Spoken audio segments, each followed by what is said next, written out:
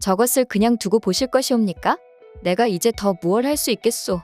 원정왕후는 원성을 향해 씩씩대고 있는 원화왕후를 보면서 무기력하게 대답했어요. 현종이 낙마 후 누워있는 기회를 틈타 김은부를 제압하려고 했던 원정왕후는 김은부를 제압하기는커녕 그의 여식인 원성까지 궁이 들어오게 만들어버리자 자기가 무슨 짓을 벌인 건지 후회막시 맺고 더 이상 어떠한 행동을 할 용기가 나지 않았던 것이죠. 무조건 원정왕후의 편이었던 원화왕후는 현종이 자신을 사랑하지 않고 형님인 원정왕후만을 총애했던 것은 전혀 질투하거나 시기할 일이 아니었지만 용손이 아닌 원성이 현종의 총애를 받고 원정왕후와 자기를 등한시하는 것은 절대 두 눈 뜨고 볼 수는 없는 성미였습니다. 아직 다행히 성상폐하께서 그 요물이 들어온 첫날을 제외하고는 한 번도 그 침소에 드신 적은 없다 하니 마음은 놓이지만 그 여우 같은 게 또 어떻게 성상폐하를 꼬실지 걱정이 되어 잠을 이룰 수가 없습니다.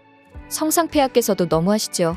늘 폐하의 곁을 지키며 힘이 되어주고 몽진길까지 함께하다 사상까지 한 형님께 어찌 이런 큰 고통을 주시는 건지요.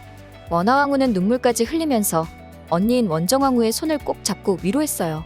그런데 김은부가 거란의 사신으로 가게 됐다는 소식이 국내에 파다하게 퍼지기 시작했고 권력을 가진 김은부가 자리를 비웠을 때가 원성을 제압하기 좋은 때라는 생각이 원화왕후의 머리에 스쳤습니다. 현종 앞에 무릎까지 꿇으면서 원정왕후를 배신하지 말라 했건만 끝내 원성을 궁에 들인 현종에 대해 미운 마음이 가득했던 원화왕후는 어떻게 해서든지 원성을 궁궐 밖으로 내보내고 말겠다 마음을 먹었어요. 그런데 원성이 궁에 들어오고 나서도 원정왕후와 자신에게 예를 다해 대하고 국민들이 원성을 비웃고 무시해도 그에 대해 일체 기분 나쁜 티를 내지 않아 도대체가 원성을 어떻게 내쫓을지 그 방도를 찾을 수가 없었습니다.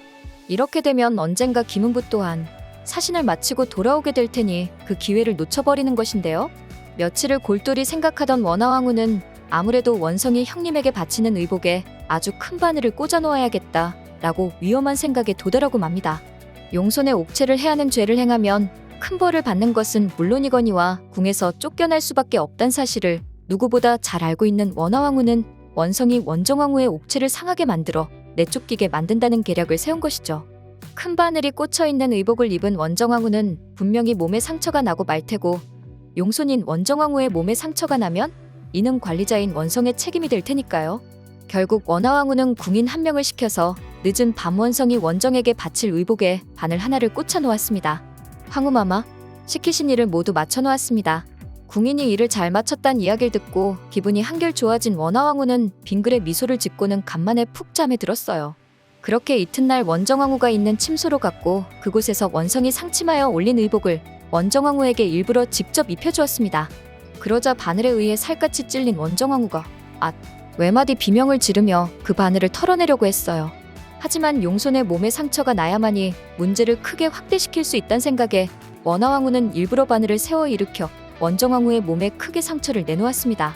형님, 아니 이게 무슨 일이옵니까? 어깨에 큰 상처가 나셨사옵니다. 의복에 바늘을 꽂아 올려보내다니 그것이 일부러 이런 게 틀림없사옵니다. 내 원성 이것을 가만두지 않겠습니다.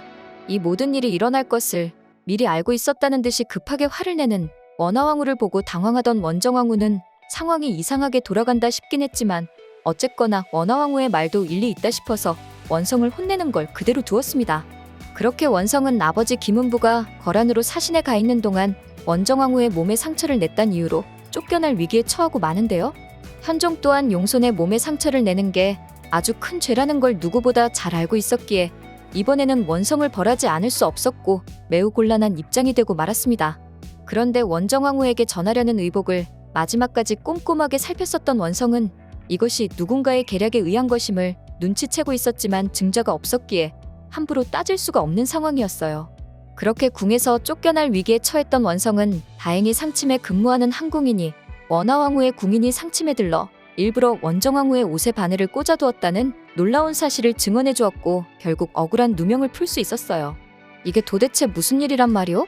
현종은 화가 잔뜩 나서 원정왕후에게 와서 이게 도대체 어찌 된 일이냐고 물었고 원정왕후는 자신이 벌인 일이 아니었기에 왜 나에게 와서 따지냐 억울해했어요.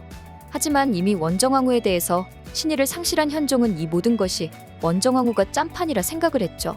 그때 이 소식을 들은 원화왕후가 뛰어와 자신이 벌인 일이라며 진실을 고백했지만 현종은 원정과 친한 원화왕후는 그저 원정왕후가 시킨 일만을 했을 뿐이고 이 모든 사건의 배후에는 또 원정왕후가 있었을 것이라고 확신하는 모습이었습니다.